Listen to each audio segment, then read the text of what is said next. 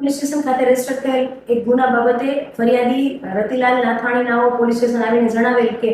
અમોએ આ કામના આરોપી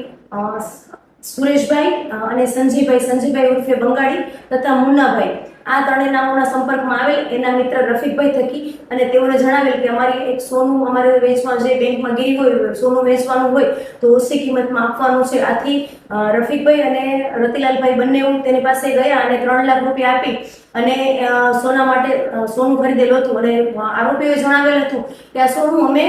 બેંકમાંથી છોડાવીને તમે આપી દેશું, આ રીતે જણાવેલ. ત્યારબાદ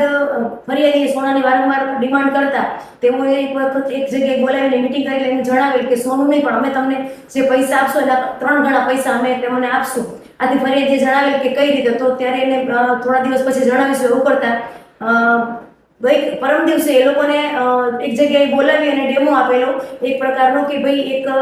કરન્સી છે, કોરા કાગળ છે, કોરા કાગળમાંથી તમે એક કરન્સી આપો છો, અસલ કરન્સી, એના ઉપરથી અમે 3 ગણી તમને નોટ બનાવી આપશું. આ રીતે ડેમો આપીને એને જણાવેલ કે જે તમારા પૈસા છે એના 3 ગણા પૈસા અમે તમને કરીને આપશું. આથી ફરિયાદી પોલીસ સ્ટેશન આવીને જણાવેલ કે આવું ગેરકાયદેસર કામો કરવા માંગતો નથી, આ રીતે આ લોકો એક ફેક કરન્સીનું કામ કરે છે, મારી સાથે છેતરપિંડી થઈ છે. આવી રીતે ફરિયાદી આવીને જણાવતા પોલીસે ત્યાં રેડ કરેલ. રેડ દરમિયાન